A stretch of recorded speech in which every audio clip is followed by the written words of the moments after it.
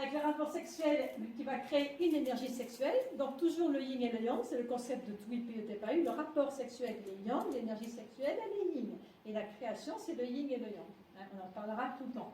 Donc ça va créer une énergie sexuelle qui peut être toxique et qui baisse les vibrations. Voilà. Donc on peut avoir des personnes qui ont des... Alors moi j'ose parler. Hein.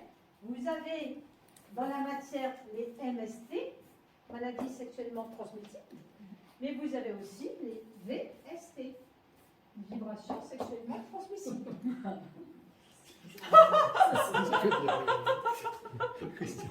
Mais attendez, il y a un niveau intermédiaire, il y a EST, énergie sexuellement transmissible.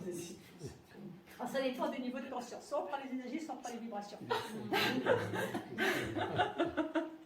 Alors, si on n'a pas fait de gros travail de conscience, on n'a pas tous ces canaux énergétiques ouverts, etc., on ne va pas sortir les énergies sexuellement transmissibles.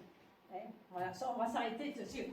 On peut, voilà, si on peut en sortir. Par contre, si on a fait un gros travail de conscience, qu'on a tous ces canaux ouverts, etc., et qu'on a la malchance, mais en général, il faut être un peu maso pour ça, de tomber sur un partenaire qui va voir ailleurs beaucoup, séducteur, qui va avoir beaucoup de relations, etc., et vous ne le savez pas, et vous vous trouvez malade, pas bien, etc., et dérangé, eh bien, vous pouvez prendre des vibrations, c'est le niveau supérieur.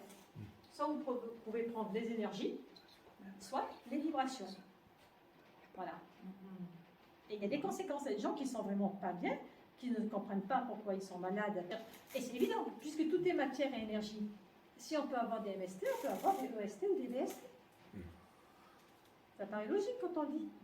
Donc, faites attention à tout ça. Et par tout ce qui multiplie actuellement par des rapports à l'arigot, etc., les gens ne sont pas conscients de ce qu'ils peuvent choper au niveau énergétique. Après, ils ne sont pas bien, les gens sont mal, ils sont plus axés, ils ne sont pas dans la joie, dans le bonheur.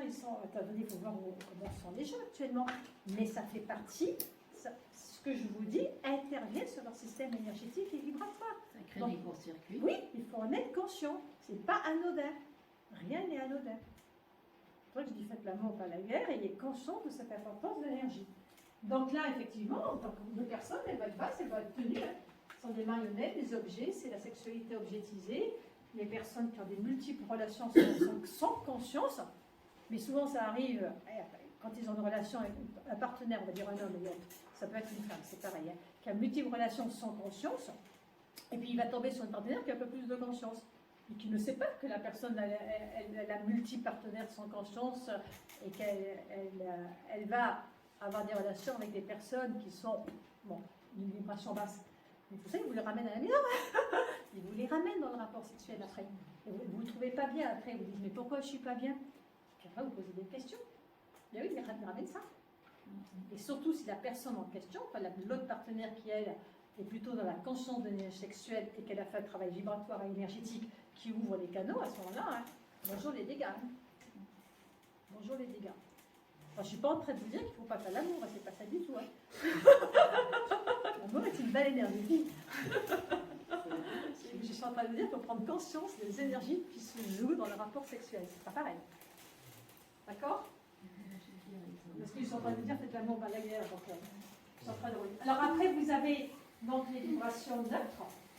Et quand je dis neutre, il n'y a pas de négativité, c'est parce que je n'ai pas trouvé de mots qui me conviennent. Donc j'ai mis neutre. Neutre a une tendance négative que je n'aime pas. Mais c'est parce que je n'ai pas trouvé autre chose en fait. Vous mettez ce que vous voulez, stable, ce que vous voulez. Mais en fait, voilà, j'ai mis stabilité vibratoire, nourriture, c'est le couple. Voilà, le couple qui, comme tu disais, le couple qui évolue dans sa sexualité, la passion est passée, c'est devenu une habitude, ils n'ont pas travaillé, ils n'ont pas pu ou l'occasion de travailler sur l'énergie de spiritualité, ils sont bien là-dedans, ils se nourrissent là-dedans, tout est stable, tout va bien, il n'y a pas de danger, c'est une vraie vibration, une vraie nourriture sexuelle, un vrai lien, il n'y a pas de souci, des fois on est ensemble, des fois on n'est pas ensemble, tout va bien. Et puis, on est à un niveau évolutif. Et là, ça va être une sexualité qui va amener à l'élévation vibratoire par la connexion des deux énergies yin-yang. C'est les énergies yin-yang qui vont élever la vibration. Et là, vous allez passer effectivement à cette énergie de réveil, de cette énergie sexuelle qui va jusqu'au sommet du crâne. Okay.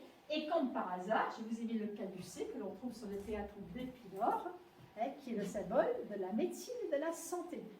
Donc, nier que la sexualité est bonne pour la santé, voilà, c'est quand même pas étonnant, c'est quand même pas un hasard qu'on a l'énergie de la Kundalini sur le caducée. C'est qu'on sait que la vibration sexuelle est très très importante pour l'énergie et vibratoire de la santé, sauf qu'il faut la retrouver de manière saine, et non pas, excusez-moi, de la tuer comme on est en train de la faire. J'emploie des mots forts, je sais, j'en suis consciente. Voilà, donc c'est un processus d'élévation, de vibration individuelle et du lien